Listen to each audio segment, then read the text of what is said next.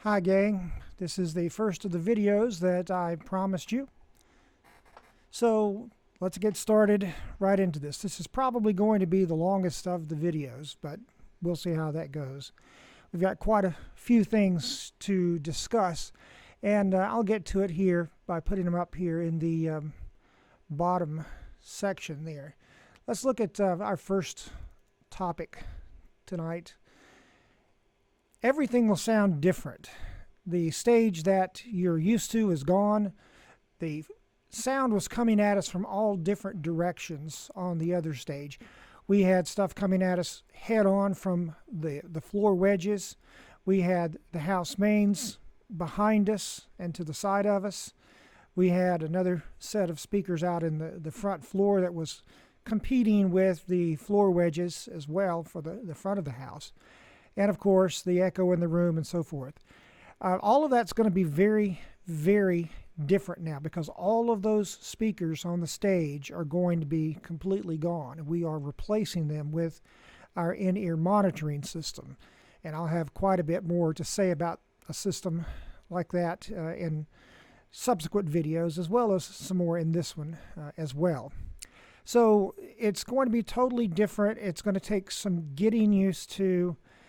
There's no question about it, but it's something that I think is going to be very worthwhile. Everyone who goes to in-ear monitors says they love them, and I used a set on Sunday. I loved it. I had no problems with it whatsoever, and I'll do some more on that as we get closer to it. The in-ear monitors themselves will also sound different. You should understand right now we'll have at first just the monitors, the earpieces that come with them, unless you want to supply something of your own that you already like. I will give you some tips on that, as well as show you how to actually make some custom earpieces.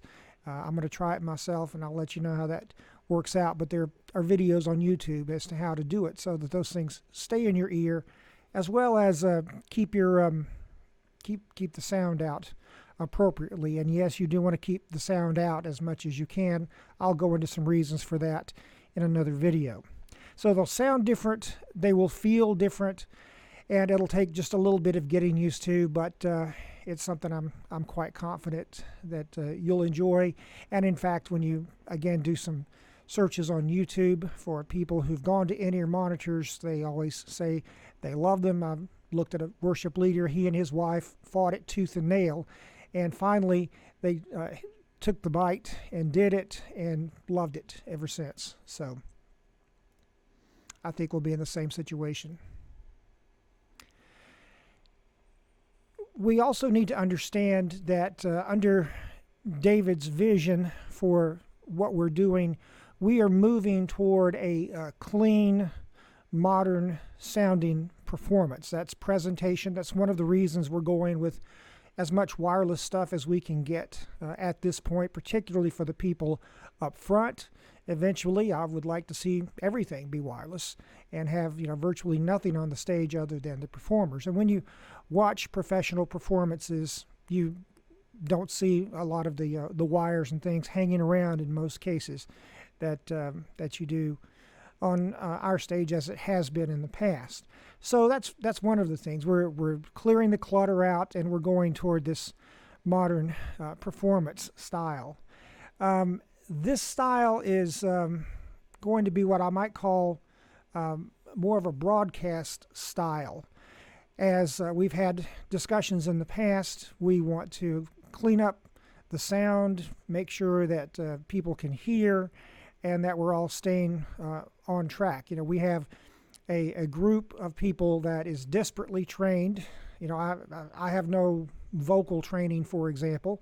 I have keyboard training. I've learned guitar on my own. I've learned violin on my own. Played banjo a little bit on my own as well. So, these are things that most of them I don't use, but the keyboard skills, certainly we make use of those, and occasionally some singing. Others have highly trained voices and a lot of experience. Some read music, others don't read music. And there are a few things that we're going to have to come together on around those things. We will have to, maybe have a little bit more understanding about how the music works for some people I'm always learning stuff myself, and that's part of it. You're always you're learning and growing, or else you're dying, I guess.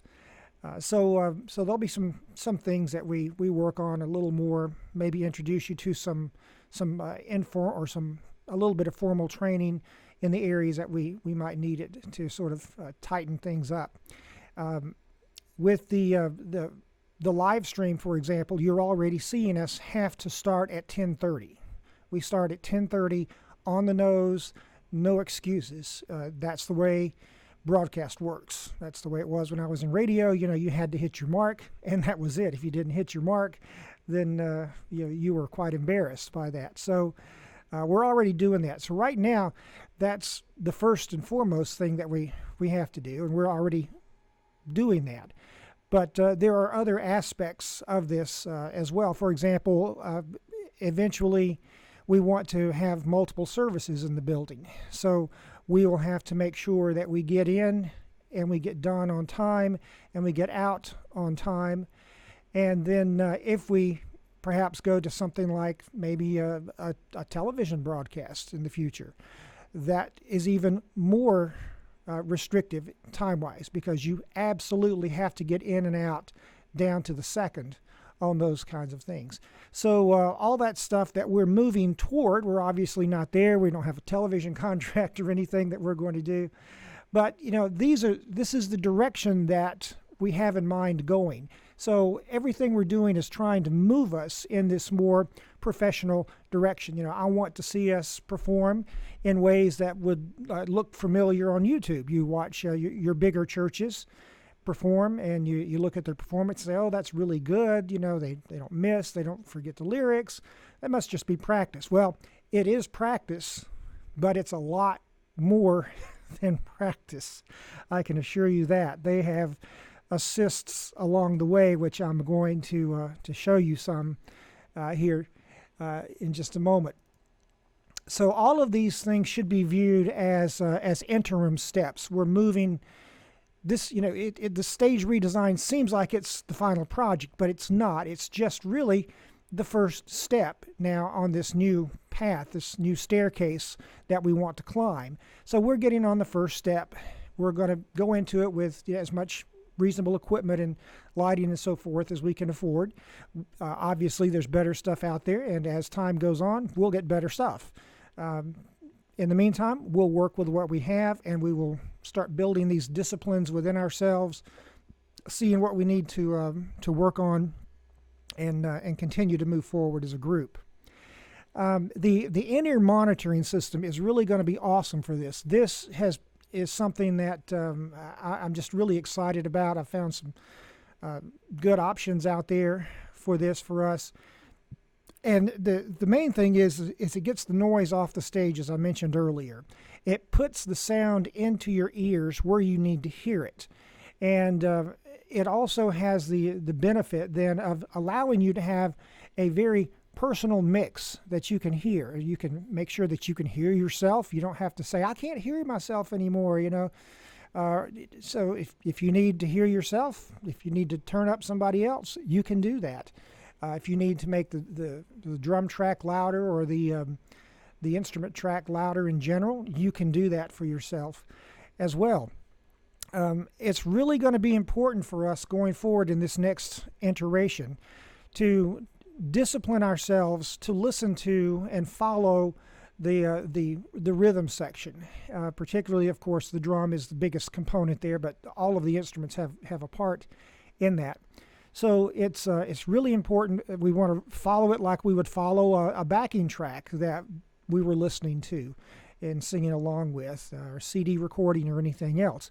Of course, the reason for that is obvious. We want to stay together, stay with the song, and present the best performance possible. This is going to allow us a level that we have not been able to achieve yet as a group. Particularly, there's for example, some slow songs.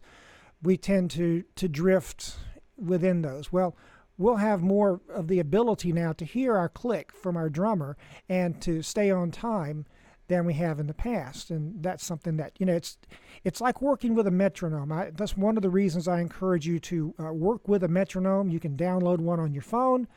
You can play with the one that's on Planning Center in the Planning Center app. You can play with the one on your tablet. I suggest that you do all of those things and just get some experience with it, practice that discipline. Obviously, in a live performance, you're not going to be necessarily as tied to it as a metronome is. I mean, a metronome is unforgiving. It just goes on and on and on at the same pace, and there's no change. So that's not the way all songs are done, particularly some of the older songs. A lot of the newer songs, most of the newer songs, in fact, if not all of the newer songs, are being done this way. You watch Waymaker, you watch anything from Hillsong, Broken Vessels, doesn't matter what it is, and you're going to find out that these things were recorded with a click track, and that's the reason that this band can stay together as well as it does. So that's going to be really important for us because we're going to be able to hear. Now, I've also got something else that I'm going to introduce to you as well. Let me just put it like this. Every single big church uses a click track and vocal cues in their mix. I'm going to show you some examples of that. If you're looking at Red Rocks Church, for example, they have several campuses. They have 10,000 people. They have a click track that they run, and they put it all together that week, and they practice it, and they follow the click track. And you'll see why when I show you some of the examples. But it doesn't matter who you're talking about. Elevation worship, yeah, all that good emotional, charismatic-y stuff going on there. The people in the band are hearing click, click, click, click, click, click, click all the way through the entire performance. Whatever the song is, they're hearing that metronome click track going. And in addition to that, they have vocal cues. It will say, intro, 3, 2, 1. Verse 1. Verse 2. Chorus 1. Bridge. Repeat bridge. Those kind of things all the way through the song. And they're all doing it. And the reason they do it is it gives them a tighter, better performance. You don't get lost. We had some trouble this past Sunday, of course, working in an odd, difficult situation. We didn't have all our equipment and everything set up. But we had a couple of places and different times and a couple of different songs where we lost track vocally, or at least some of us did, where we were. You don't have that trouble when it comes up and it says verse 3. Then you know where you're at, whether you are prepared for it or not. If you thought you were somewhere else, it just reminds you. It also allows the singers, and Tom was complaining about this a few weeks ago. He says, I can see the lyrics on the back wall, but I can't remember where I'm at if I don't have more of context of the lyrics. Well, in this case, the vocal cues give you more context. And if you remember that on verse 3, I have to go high or go low or whatever I do, then when you hear verse 3, you automatically know where you're at and what you're supposed to do. And it's really comforting. In fact, I've found playing with a click track is usually very comforting for me as a keyboardist. I spent some time this weekend working with Mark Clifton, and I was going to perform and did perform for him the song Simple Gospel. And I put a click track on, it was at 72.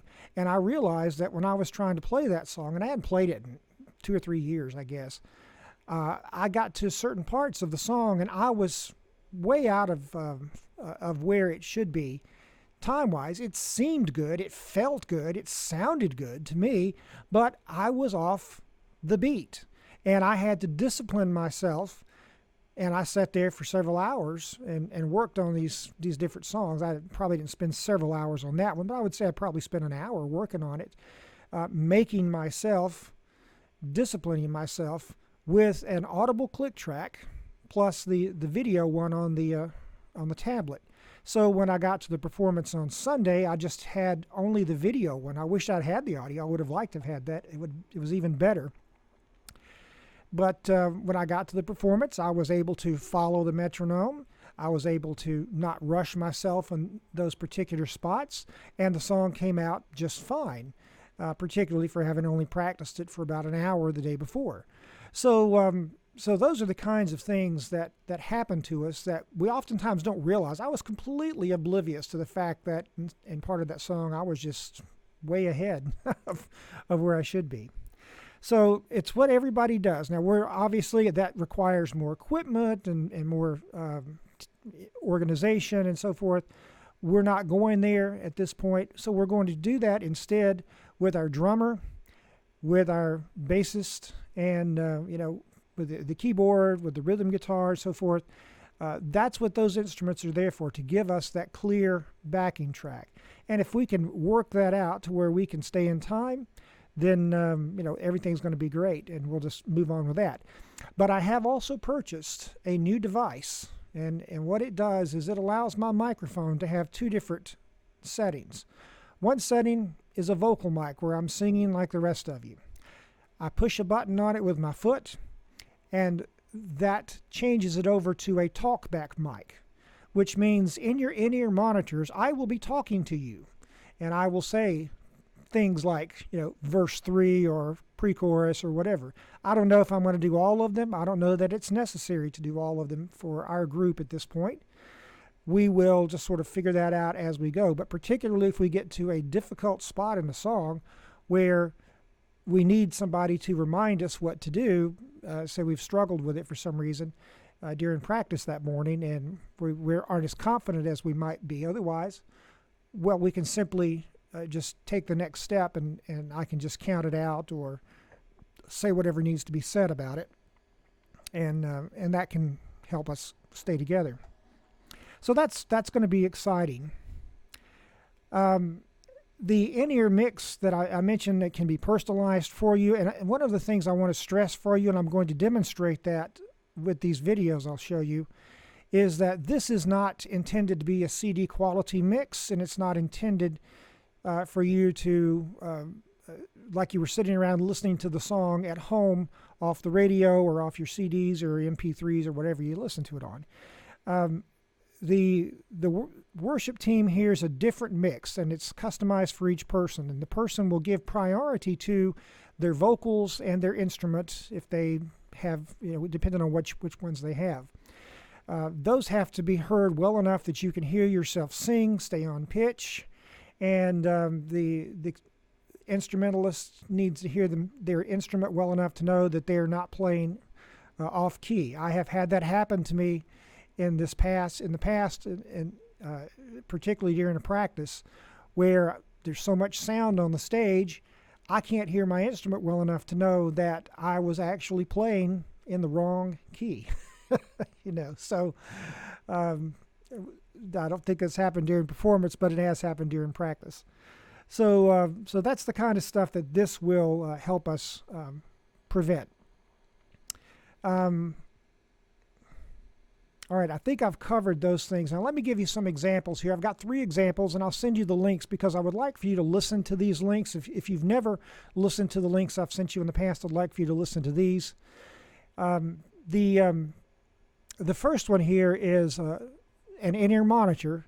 This is the keyboardist, and the keyboardist, notice also, is giving direction to the band. I'm not going to play the whole thing. I'll play a sampling of it for you, and then you can listen to the whole thing later on and see how it goes.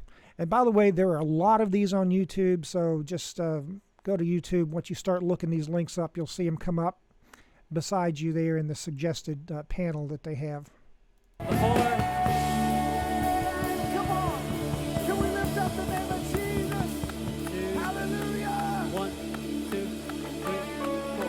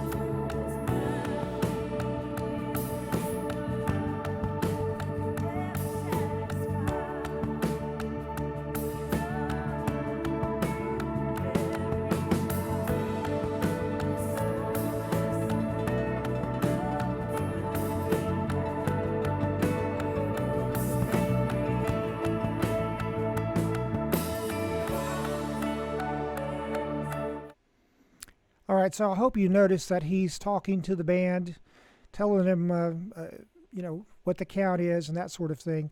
And if you read the comments below and listen to the thing to the end, he'll say, out on 4.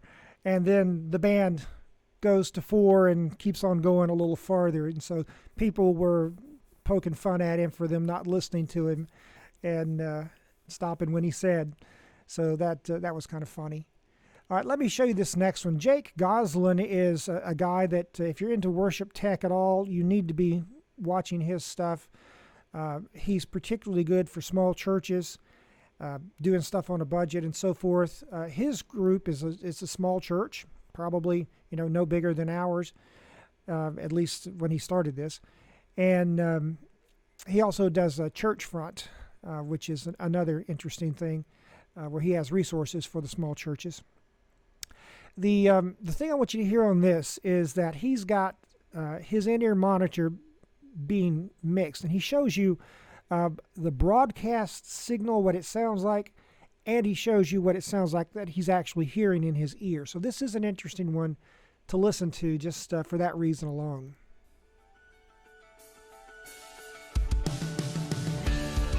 Good morning, Mission Lakewood. We are so glad that you guys are here to worship and praise with us. Let's go ahead and stand up. If you're in the lobby, please come join us, and let's worship our amazing God.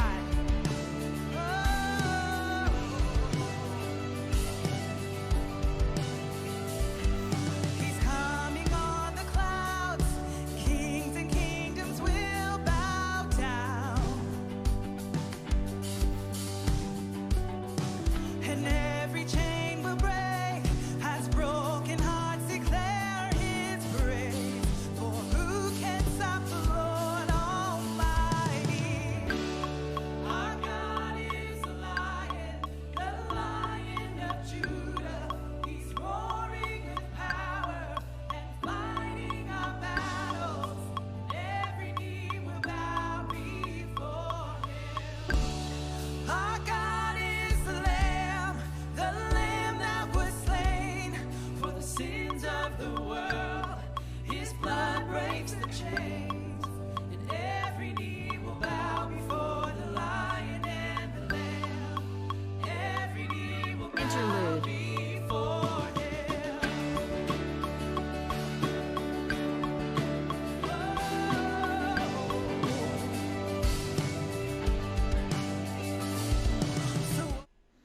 All right, you get the idea with that. You can watch the rest of it later on your own and see how everything goes for him. He also has some practice videos up there. His practice is 40 minutes long, or in this case it was. And that included some technical difficulties that they had. So the video turned out to be 40 minutes. And you can see that how they practice with the click track system and all that sort of stuff, which we're, again, not using at this point in time. Let's look at this next one. I really think that this is interesting to me. If you are ever into stage direction, you ought to find this one just absolutely fascinating, because what this is even more complex. This is one of the guys, I think he plays organ or something in the back, and he's got a GoPro camera set up so you can see what he sees and hear what he hears through his InEar mix. And again, you'll notice that he hears enough of the singers, but he doesn't hear them like he would if he was in the audience. But in this one, there are people giving directions when the band comes on stage, what the lighting is supposed to be like, when the intro is coming up, specific instructions to the drummers to start the intro. And in fact, you'll notice when the drummers do start the intro, you don't really even hear the drummers in this guy's mix. But you hear the click track going, and they're playing with the click track. So just watch this all the way through and listen for all of the different complex cues that they're giving, and you'll see why see what the potential for this kind of thing is. And boy, you got to stop and think. This is, if you were one of the performers, this would be really great, because again, you don't have as much to memorize, as much rehearsal time when you've got those prompts there, even though you have to know your music.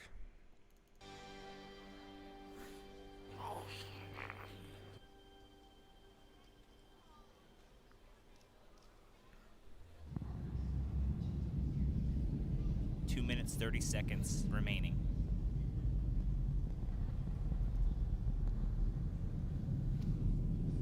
For years, people have looked to the sky and wondered, who am I? Why am